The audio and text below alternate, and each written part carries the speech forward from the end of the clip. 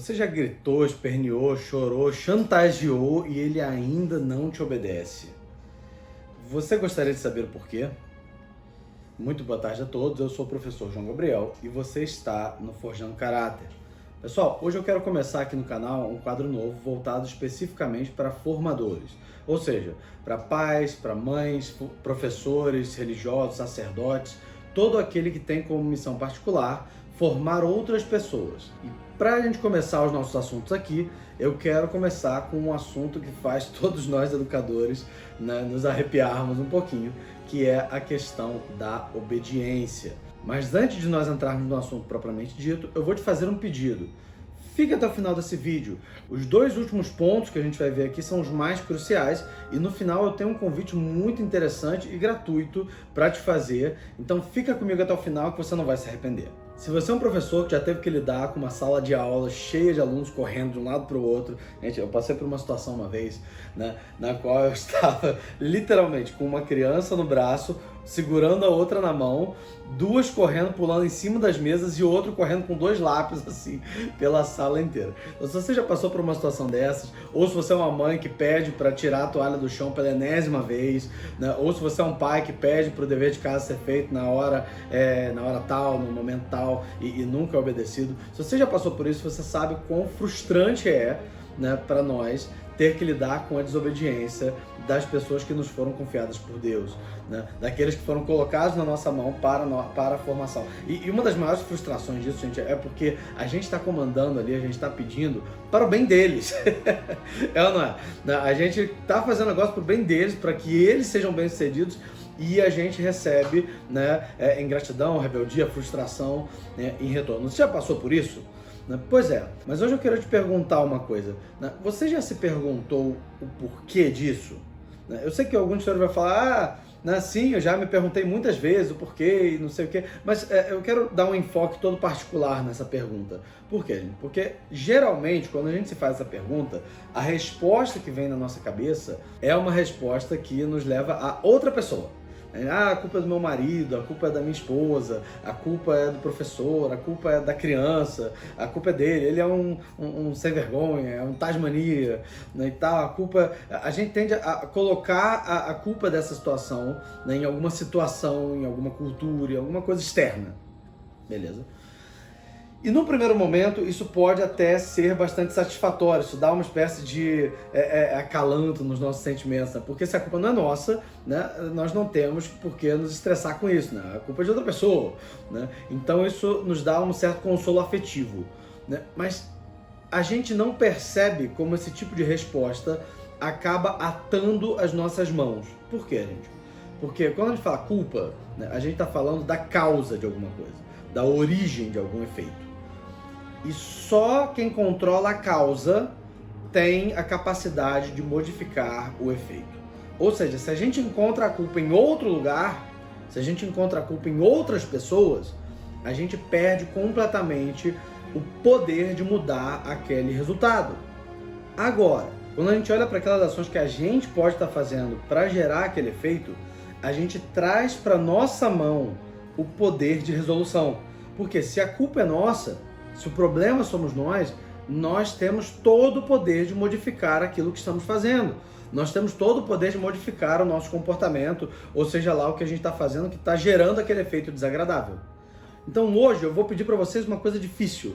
Eu vou pedir justamente que a gente olhe para algumas coisas que nós educadores, que nós pais, podemos estar fazendo, que pode estar contribuindo e às vezes até mesmo gerando a desobediência dentro de casa. Eu vou falar para vocês dos 7 motivos principais, né, os 7 erros principais que geralmente os educadores cometem, que acabam contribuindo e gerando a desobediência dentro das casas.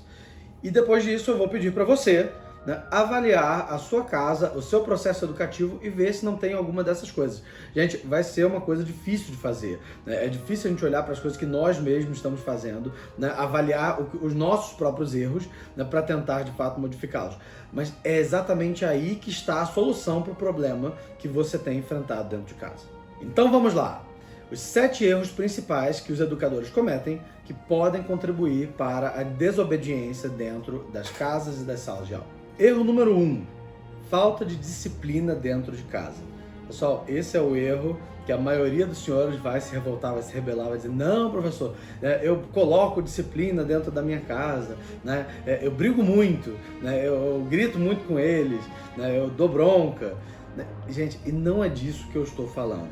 Disciplina, gente, é quando existe um conjunto de regras e um procedimento que é conhecido por todos, onde existem consequências específicas para determinadas ações. Consequências positivas e negativas, tá, gente? Consequências boas e mais. Mas aqui eu estou me referindo particularmente para as ações de desobediência, então eu estou falando de consequências negativas. O que é que significa, gente?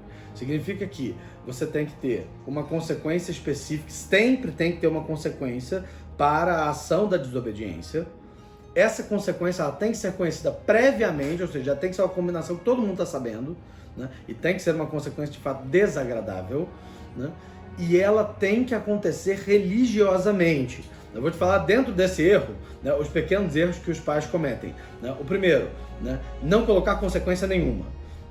A ação acontece e você fala: ai, meu filho, mamãe tá triste, mamãe não sei o quê, e dá qualquer coisa assim que não faz a menor diferença para ele, não move ele afetivamente de forma alguma. Se não existe consequência afetiva ali, gente, não existe disciplina. Entendam, os adolescentes, os jovens, as crianças, principalmente adolescente e criança, são extremamente afetivos. É preciso educar os afetos deles antes de educar a inteligência. Então, se não tem alguma coisa que gera ali um afeto desagradável, ele não vai entender que aquela ação é inconveniente. Então, precisa acontecer uma consequência de fato que seja desagradável. Ele tem que associar afetivamente a ação da desobediência com algo que não é legal, com algo que não é gostoso, né? Que é desagradável. Então tem que acontecer uma consequência. Se ele faz desobediente, você só faz um choramingo, ou então não faz nada, ou então finge que não viu, isso nunca vai parar de acontecer. Por quê? Porque o afeto dele não consegue compreender que existe um problema ali dentro do comportamento. Segundo erro, né? Dentro desse primeiro erro, tá, gente? Dentro do erro número 1, né? Segundo problema, né? Quando a consequência não é estipulada previamente. Ele não sabia previamente que ele teria aquela consequência. Né? É só um rompante que acontece ali, né? Quando ele faz a besteira. Né? Gente, para que a gente faça esse casamento, né, entre a educação dos afetos e a educação do intelecto, né, a ideia por detrás da consequência tem que estar clara na cabeça do educando. Né? Então ele tem que saber previamente que se ele fizer aquela bobagem, vai ter a consequência X. E aí quando ele faz e acontece a consequência X, aquela ideia vai se associando ao afeto. Ele vai entendendo, ele fala: nossa, se eu faço isso, se eu faço a bobagem, se eu desobedeço, se eu não cumpro horário, vai acontecer sempre aquela coisa desagradável que eu não gosto. Né? Pronto, quando casou essas duas, nós temos o efeito bastante prático ali da disciplina. E o terceiro problema, o terceiro erro, é justamente quando você promete a consequência, você fala que ela vai acontecer e na hora de cumprir mesmo você fracassa. Gente, esse talvez seja o pior erro possível. Por quê? Porque você não só elimina a eficácia da disciplina, como você mata a eficácia futura dela. Por quê? Porque você está educando o afeto dessa criança, desse adolescente, a entender que aquela promessa de consequência, ela é fútil, ela é vazia. Você não vai fazer o que você está prometendo. É um blefe. Quando ele entende que você está blefando, esquece, cara. Né? Todo o processo de disciplina vai por água abaixo, você não tem mais efeito nenhum nele. Então você fala: você vai ficar sem o celular, você vai ficar sem o videogame. O ideal é que nem tivesse celular e videogame, né? Mas enfim, você vai ficar sem o celular, vai ficar sem o videogame, né? E aí ele faz a coisa e você tira o celular e no dia seguinte você devolve. Vai ficar um mês sem o celular. E aí você tira, aí ele choraminga, passou 2 dias e devolveu. Pronto, se você não cumpriu com aquilo que você prometeu, esqueça, ele não vai mais obedecer. Essa disciplina não vai mais ter efeitos concretos nele. Por quê? Porque ele entendeu que você está blefando. Ele entendeu que depois ele dá o jeitinho dele e você tira a consequência que você tinha prometido. Então, regra aí para você implementar. O que você deve fazer? Colocar sempre consequências à desobediência, sempre. Essas consequências têm que ser conhecidas previamente e têm que ser desagradáveis, né? E elas têm que acontecer religiosamente. Você não pode se permitir prometer uma consequência e não cumpri-la. Se você fizer isso aqui e aplicar durante um tempo, eu garanto para você que você vai ver resultados em pouco tempo. Só um PS aqui antes da gente passar para a próxima parte, gente. Eu sei, gente. Eu sei que dá uma preguiça de aplicar a consequência. Você falou um monte de vezes, já deu um castigo um monte de vezes, né? Já aplicou ali a consequência um monte de vezes, né? Faça um esforço, porque aqui é um esforço de perseverança. A educação dos afetos, gente, ela não é instantânea. Ela não é que nem a educação da inteligência. A educação da inteligência, você fala uma coisa, a pessoa aprende imediatamente. Os afetos não. Precisa de muita repetição até que a cogitativa vá ajeitando os afetos ali dentro da cabeça. Beleza? Então não vai ser uma vez só, não vai ser nem 10 vezes só, vai ser um monte. Você precisa perseverar e sempre dar uma consequência, explicar essa consequência previamente e aplicá-la sempre. Uma vez, 2 vezes, pode ser uma coisa pequena, parece uma coisa pequena. Ah não, é só uma toalha jogada no chão. Não, ali você está educando ele, né, para o cumprimento das regras dentro de casa, para a disciplina. Então, se colocou uma vez, falou, meu filho, né, nas próximas vezes que isso acontecer, você vai ficar sem, né, a coisa tal durante uma semana. Né? Aconteceu. Vai ficar sem a coisa tal, só uma semana. Mas é só uma toalha no chão. Eu sei, meu filho, mas aqui não é, o problema não é a toalha. O problema é que eu te dei uma ordem. O problema é que eu coloquei uma regra e você descumpriu. Esse é o problema. A toalha, tudo bem, a toalha é uma coisa pequena, mas a desobediência é uma coisa séria. Beleza? Então, pronto. Toda vez que acontecer, você pacientemente vai colocar a consequência ali. A consequência tem que aparecer. Essa é a regra que a gente vai aplicar em primeiro lugar para consertar esse primeiro erro. Erro número 2, a falta de ordem na casa. Pessoal, esse segundo motivo, ele às vezes é meio difícil de pegar, mas é o seguinte: a nossa cabeça, ela funciona a partir de hábitos, ou seja, coisas que acontecem regularmente no mesmo momento, na mesma hora e no mesmo lugar. Então, quando aquilo acontece regularmente, a gente tem uma certa facilidade, um facilitador chamado hábito, que vai deixar com que a gente faça aquelas coisas sempre da mesma maneira. Quando as coisas acontecem de forma caótica, sem tempo, sem lugar, um dia de um jeito, no outro dia de uma forma completamente diferente, um dia a coisa fica em um lugar, no dia fica em outro lugar. Quando a coisa é caótica, fica muito difícil para a nossa cabeça se ajustar a determinados padrões de comportamento. Percebem? Então o que acontece?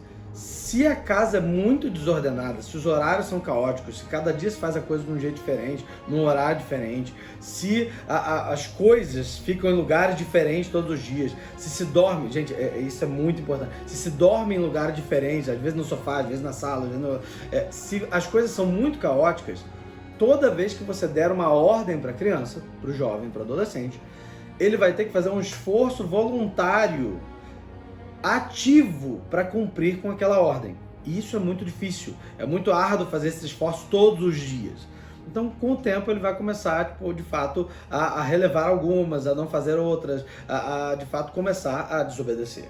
Beleza? Então, torna-se difícil para ele cumprir a ordem, porque a casa é caótica. Porque um dia ele recebe uma ordem num horário, no outro em outro horário completamente diferente. Um dia tem horário para dormir, no outro dia não tem horário para dormir. No dia não pode usar, sei lá, o computador até tal hora, no dia pode usar até Jesus voltar. Pronto. Como a coisa é muito caótica, ele não consegue manter aquele padrão, né, de comportamento que facilita para ele o cumprimento das ordens. Então, a segunda coisa que você precisa fazer dentro da sua casa é ordenar os horários e ordenar os espaços.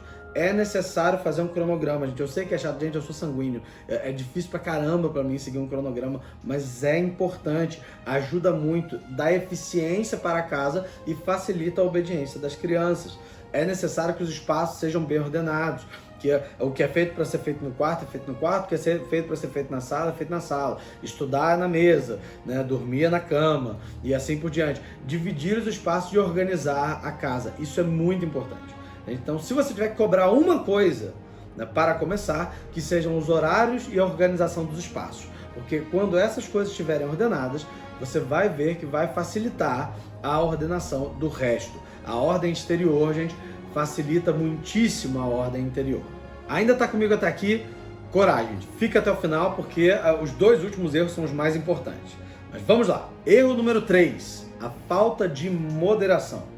Pessoal, esse erro em particular é muito complicado, por quê? Porque é uma desordem dos afetos dentro da criança. Você fala, professor, mas não era uma coisa que era problema meu e não dele? Se o problema é dele, né, se o problema está nele, então não é uma coisa externa? Não, porque é a sua função modificar isso aí. Você é o educador, né? Então você de fato tem que modificar essas estruturas que geram o problema da imoderação. O que é imoderação, gente? É uma certa adicção aos prazeres sensíveis. né? Em outras palavras, gente, esse moleque faz muito do que gosta. Só come a comidinha gostosa, só come o lanchinho da tarde, brigadeiro, fica deitado no sofá vendo Netflix, né? Fica lá no YouTube, fica lá jogando videogame, brincando o dia inteiro, faz um dever de casazinho de 20 minutos e passa o resto da tarde brincando. Ele é viciado em prazer. Ele acha que a maior parte do tempo dele tem que ser gasto no prazer. Gente, o descanso, o entretenimento, a diversão, elas têm que ser bastante moderadas. Elas têm que ser uma coisa pequenininha no dia, geralmente uma coisa pequenininha na semana. Por quê? Porque elas servem a determinadas funções.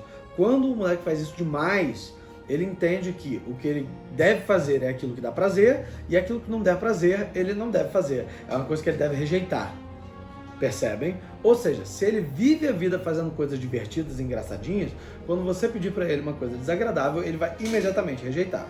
Se ele vive uma vida um pouco mais sóbria, né, com um pouco menos de prazer, um pouco menos de comida gostosa, um pouco menos de diversão, ele vai entender que a coisa normal de se fazer ao longo do dia são as coisas um pouco mais difíceis, um pouco mais árduas, um pouco mais complicadas, e vai ter aquele momento no dia, né, que geralmente é a recompensa para o esforço do dia, né, lá no final do dia, um descansozinho, um entretenimentozinho, né, uma comidinha gostosa, tá? Beleza. Né? Ali é a recompensa para o final do esforço, mas não o padrão de comportamento, né, geral. Né? A gente não vai ficar se divertindo fazendo coisas gostosas todo dia, beleza? O dia inteiro. O que você precisa fazer então, gente? Primeiro, reduzir o entretenimento e os prazeres cotidianos da criança. A criança não precisa comer nuggets todo dia, a gente não precisa comer brigadeiro todo dia, ela não precisa comer só o que gosta, só o que quer, né? Ela não precisa ficar no videogame, ela não pode ficar no videogame todo dia. Aliás, gente, um detalhe aqui, reduz as telas dessa criança. As telas são um grande estimulador de dopamina e um grande estimulador da adicção ao prazer. Então, reduz isso aí. Né? Corta bastante as telas. Se puder, tira o videogame. Né? Reduz os filmes a uma coisa no fim de semana que vai ser feita em família. Né? Você vai ver que quando você diminuir o nível de prazer que essa criança tem por dia, né, ela vai começar, de fato, a ter uma vida mais normal, uma vida mais sóbria e vai ter mais facilidade, né, em obedecer aqueles comandos honestos e importantes que você vai dar ao longo do dia. Né? Faça isso e você vai ver que as coisas vão se modificando ao longo de pouco tempo. Motivo número 4, a falta de fortaleza. Pessoal, esse motivo vem casado com o motivo número 3. Né? Ao mesmo tempo que eles estão acostumados a fazer só o que gostam, eles estão muito desacostumados a fazer aquelas coisas um pouco mais custosas, um pouco mais esforçadas, né? Mas que são importantes e boas. Né? Então, é indispensável que a gente comece a acostumá-los aos esforços árduos. A gente pode cobrar desse menino, né? Dá para ele tarefas desagradáveis, dá para ele tarefas difíceis, né? Que sejam boas e honestas, tá óbvio, né? Mas dá coisas que de fato exijam um pouco dele. Ele vai reclamar, ele vai chiar, ele vai chorar, mas você tem que exigir. Por quê? Porque com o tempo ele vai entendendo que aquelas tarefas desagradáveis não são o fim do mundo, ele não vai morrer, não vai passar mal só por causa daquela tarefinha. É isso. Se você vai convencendo o afeto dele que os esforços desagradáveis, eles têm uma utilidade, eles são importantes, né? Com o tempo vai ficando cada vez mais fácil para ele obedecer quando você der uma tarefa difícil. Então, primeiro, estipule para ele tarefas que sejam desagradáveis. Bota esse menino para lavar uma louça, para tirar um lixo, para lavar uma caixa de gordura. Meu pai fazia isso comigo, gente. Eu detestava, né? Mas ele me fazia meter a mão lá na caixa de gordura nojento, tá, tirar aquele negócio. Era abominável. Hoje em dia, graças a Deus e graças ao meu pai, né, eu não tenho nojo de nada e trabalho e trato das coisas lá da minha casa sem problema nenhum. Né? Mas foi necessário passar por aquilo que era desagradável. Né? Então, dá tarefas desagradáveis para ele. Né, é a primeira solução. A segunda coisa é, não se exalte, não se desespere quando ele começar a reclamar e a chiar. Gente, a gente precisa ter uma saudável indiferença com relação às pirraças deles.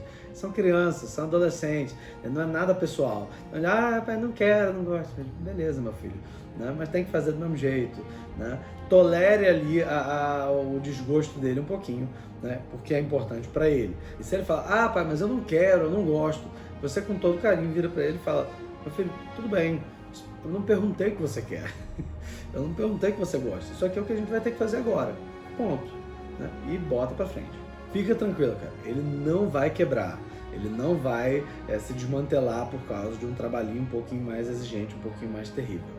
Beleza? Pelo contrário, a consequência que vai ter isso aí é a formação da vontade dele para as tarefas árduas. Erro número 5, os maus exemplos. De novo, pessoal, o pessoal vai falar, pessoal, mas os maus exemplos não são exteriores, não são externos. São, mas você é o responsável por vigiar sobre aquilo que tem influência sobre aquelas crianças, jovens e adolescentes que lhe foram confiados. Você é pai, você é mãe, você é educador. Perfeito? Então você precisa saber o que está entrando em contato aí com ele e o que pode, de fato, estar dando maus exemplos aí para o seu filho e que pode estar gerando de fato a desobediência. Eu não estou falando aqui só de más amizades, tá, gente? Eu não estou falando aqui só de pessoas que vão ser influência de comportamentos negativos, não estou falando só disso não. Eu estou falando do que ele vê nas redes sociais, eu estou falando do que ele vê nas telas, especificamente nas telas, né? Quais youtubers que ele está vendo aí, né? Uns youtubers que convencem ele que a vida é só para diversão e só para brincadeira, qualquer outra coisa é uma chatice, qualquer outra coisa é uma opressão, né? Youtubers que ficam falando, ou filmes e séries aonde os pais são os bobões opressores, né? E as crianças têm que ficar burlando o sistema para se divertir, né? Essas coisas são deformadoras da educação que você está tentando dar para eles. Então você tem que vigiar, você tem que saber o que está sendo passado ali para eles. Você tem que saber o que os professores dele estão dizendo para eles na sala de aula. Porque acreditem, gente, tem professores que vão falar esse tipo de bobagem, coisas piores, para eles dentro de sala de aula. Eu passei por isso. Vocês não passaram por isso, gente, nos colégios? Vocês não passaram por professores que falaram atrocidades para vocês, que tentaram te convencer de coisas sinistras? Você tem que saber o que o professor está dizendo na sala de aula para o seu filho. Você tem que saber com quem que ele está andando. Chama os amigos para dentro de casa. Não, meu filho, chama os seus amigos para cá. Chama a pizza e convida os amigos. Gente, meus pais faziam isso. Meus amigos viviam na minha casa, né? E os meus pais estavam sempre ali. Meus pais conheciam meus amigos até hoje. Os meus amigos de infância tratam os meus pais como tios, né? Como membros da família. Né? Por quê? Porque os meus pais acolhiam os meus amigos proximamente e estavam ali sempre atentos, né? Com quem que eu estava andando, com que pessoas eu estava tendo contato, né? Isso é muito importante. Perceba, não é só uma coisa negativa, não é só cortar, é trazer para perto também, né? É conhecer, é assistir os filmes junto com eles, é assistir as séries junto com eles, né? Conversar sobre os livros, conversar sobre as séries, para ter um contato pessoal com aquelas coisas que estão influenciando ali o seu filho todos os dias. Quanto mais próximo você tiver esse contato e quanto mais firme for a sua vigilância, menos contato ele vai ter com coisas e exemplos que vão minar a educação que você está tentando dar para ele dentro de casa. Você ainda está comigo até aqui? Meus parabéns, o senhor chegou na parte mais importante, porque agora nós vamos falar dos dois problemas mais complicados, né, e de fato um pouco mais dolorosos. Erro número 6, a falta de autocontrole do educador.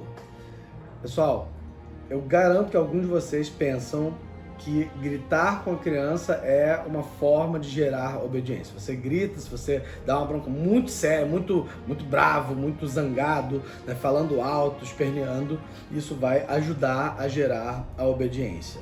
Você fala, professor, mas só funciona quando eu faço desse jeito. Deixa eu contar pra você, é exatamente o oposto. Não funciona porque você faz desse jeito. Sabe por quê, gente? Né? Porque a criança, ela é um ser afetivo, o adolescente é um ser afetivo. Então o que acontece? Se você fala para ele sóbrio, se você dá para ele uma ordem sério, se você dá para ele uma consequência lá que a gente viu no erro número 1, né, uma consequência séria, tira alguma coisa séria. Gente, você é o pai, você tem o controle sobre a casa, você pode tirar o modem da internet, por exemplo. Né? Você pode parar de pagar a conta da internet, inclusive. Né? Você pode não comprar a sobremesa, você pode não comprar, né, a comida gostosa. Você controla.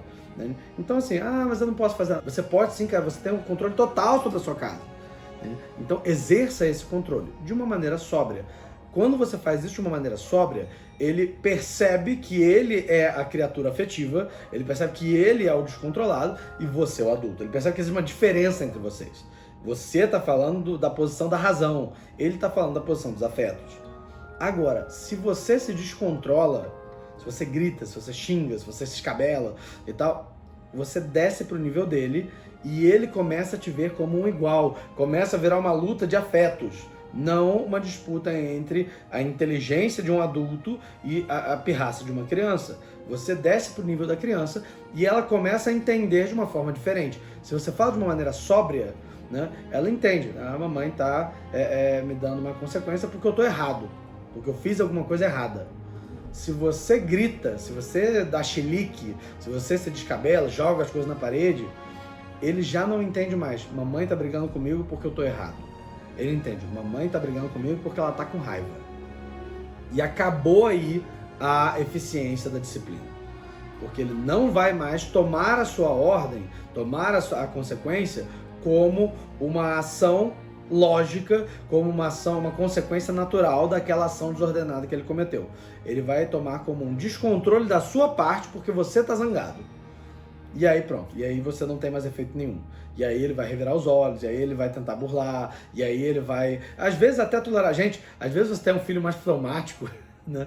Um filho mais tolerante, você vai fazer aquela pirraça toda, você vai fazer aquele show e ele vai só revirar os olhos, ele vai só tipo, tá, vai, né, dar de ombros e vai continuar fazendo o que estava fazendo. Não adianta. Agora, se você sóbrio, né, adulto, coloca aquilo ali, coloca a consequência que vai ter, né, explica por que vai, em determinados casos, até explica por que você está fazendo aquilo ali, né, se for, por exemplo, um adolescente. Criança não, gente. Para criança a gente não explica muita coisa não, só dá consequência. Né? Mas para adolescente que está começando a entrar na idade da razão, né, você pode, de fato, dar para ele uma espécie de voto de confiança. Né? Você fala, meu filho, eu vou te explicar por que eu estou fazendo isso aqui. Né? E explica para ele, tá? Para os fleumáticos funciona muito, tá, gente? Né? Então, você como adulto vai colocar a consequência e não descer para o nível dele. Então, regra básica para minar esse erro aí, gente. Você não pode perder o controle, você não pode perder a compostura, você tem que falar com ele com sobriedade, até com certa indiferença, gente. Tem uma certa indiferença, né? Tem até um saudável desdém, né, que o adulto tem para com as coisas de criança. Então, a criança faz aquela pirraça e você vai... né, dá aquele virada de olho, dá aquela... né? Que bobagem, né? Por quê? Porque você é o adulto, ele é a criança. Você está olhando de cima para ele. Agora, se você olha para aquilo e faz um chilique parecido, né? Você está descendo do patamar, está descendo do pedestal, né, da vida adulta e descendo para o chão ali com a criança. Pronto, é ali vocês dois vão se engalfinhar até a morte. Não tem jeito. Então tem que ter uma certa sobriedade, meu filho. Não, papai já falou, isso não vai acontecer. Meu filho, não, né? Pronto, coloca daquela forma como se você estivesse de fato, né, de cima, porque você está, né? Então é importante manter essa sobriedade. Ah, professor, eu não aguento, eu não consigo, não me controlo. Primeiro, gente, né, você é um adulto, você precisa se controlar. Então é importante que você comece a se treinar para o controle dos seus afetos também. Começa por aí. Segundo, né, beleza, se você tem uma dificuldade muito grande de autocontrole naquele momento, o que você faz? Você sai de perto, você fala, meu filho, a gente vai falar sobre isso em 5 minutos, mas 5 minutos eu preciso para me acalmar para poder falar com você decentemente. E aí você sai, né, se acalma, quando você estiver calmo, você volta e coloca a consequência de maneira pontual e firme. Pronto. Eu posso falar isso por experiência pessoal, gente, a minha mãe fazia isso. A minha mãe ficava muito zangada, minha mãe ficava muito brava, e aí ela falava pra gente, eu preciso de 5 minutos. Né? O que é os 5 minutos da minha mãe? É ela se acalmando, voltando à civilidade para falar com a gente como adulta. Né? Ela é adulta e nós somos as crianças. Né? Pronto. Isso a gente sabia que ia acontecer dentro de casa. A gente sabia que esse era o procedimento. Se a minha mãe chegar, precisa de 5 minutos, significa que ela está muito zangada, né? E por isso vai se acalmar para falar com a gente racionalmente. Isso é de uma eficácia fenomenal. Então, se você não tem controle, beleza, sai de perto, se acalma, volta, né, e fala como adulto. Ah, professor, não consigo. Você precisa conseguir, cara. Porque essa é a sua função. Você é o adulto. O adulto, ele tem controle sobre os próprios afetos. Esse é um sinal de maturidade.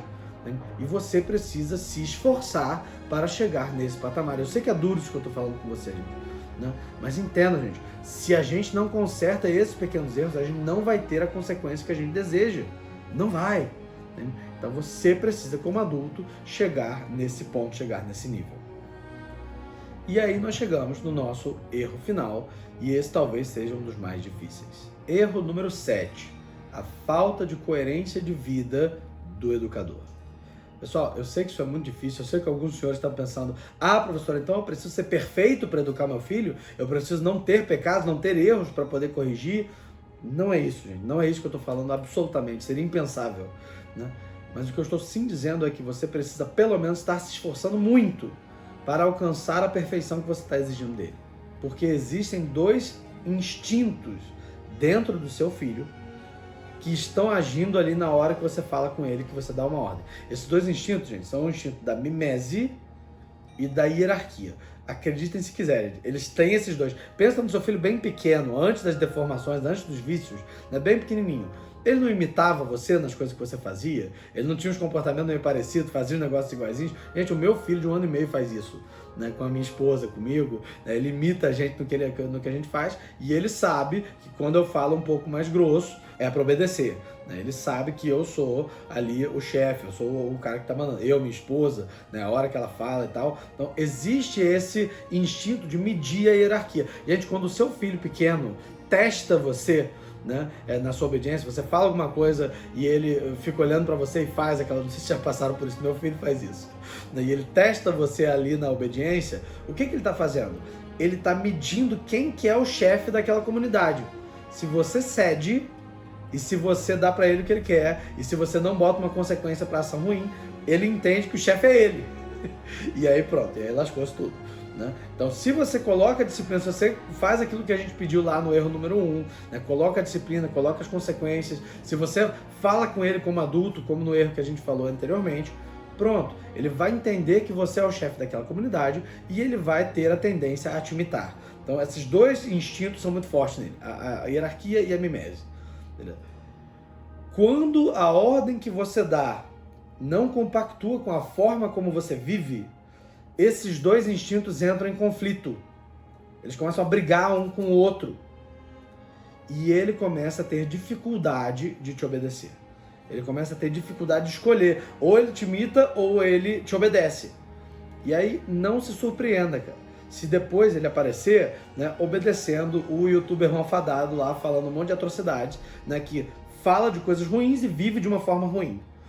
Por quê, gente? Porque, na verdade, ele ainda não tem capacidade de discernir virtude. Ele não tem capacidade de discernir moral. Ele está procurando sua coerência. O cara que vive como fala, esse cara ele vai obedecer porque é mais fácil. Né? De fato, ali dá para imitar e obedecer ao mesmo tempo. Se você pede para ele fazer alguma coisa, mas você faz uma coisa completamente contrária, não se iluda. Ele vai ter muita dificuldade de obedecer. Você precisa, pelo menos, ser o mais perfeito dentro da sua comunidade.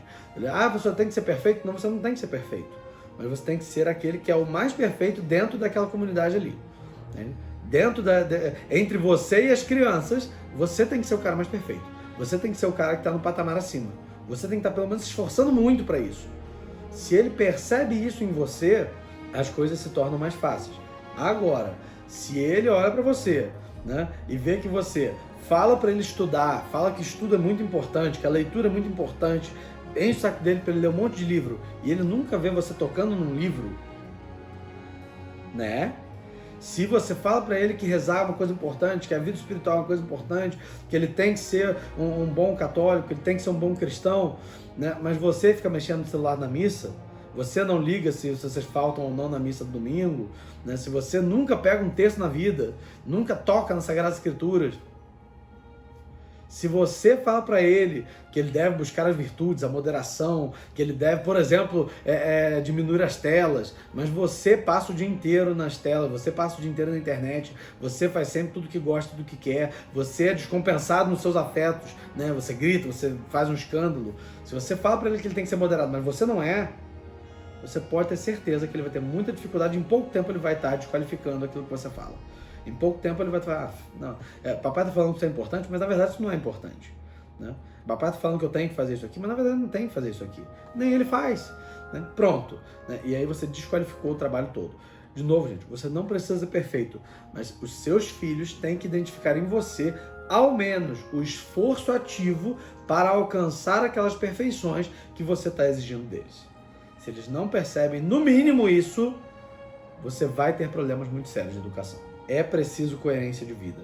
Você não precisa ser perfeito, você não tem como ser perfeito nessa vida, mas você precisa estar buscando com mais garra a perfeição que você está pedindo deles. Justamente para buscar essa coerência, eu quero fazer um convite para você hoje. É um convite fácil e é um convite gratuito, mas eu garanto que a maioria dos senhores não vai aceitar, porque ela toma um pouquinho de tempo e um pouquinho de esforço. Eu quero que você leia esse artigo aqui lá no nosso site sobre a virtude da obediência, para que você entenda o que é a virtude da obediência, por que ela é boa, por que ela é justa, quais são os seus critérios, aonde ela deve acontecer, como ela deve acontecer. Você tem essa base teórica para poder, de fato, sustentar aquilo que você exige dentro de casa. E não se engane, eu vou saber quais dos senhores foram os corajosos que chegaram até o final do artigo, que leram o artigo até o final. Só quem lê até o final vai saber por quê. Não, mas eu vou saber quem leu e quem não leu. É uma coisa tão pequena, gente, mas vai provar para mim quais dos senhores realmente estão dispostos a se formar e vai provar para os seus filhos que você realmente acha o estudo e a virtude coisas realmente importantes e dignas do seu tempo. Quero ver quantos dos senhores vão aceitar esse desafio. E não se esqueça de se inscrever aqui no canal também, curtir esse vídeo, gente, nos ajuda muito a chegar a muito mais famílias, a muito mais pessoas. Você nos ajuda demais simplesmente curtindo, ativando o sininho e se inscrevendo aqui no canal. Muito obrigado por ficar comigo até aqui, até uma próxima vez e nos vemos em sala.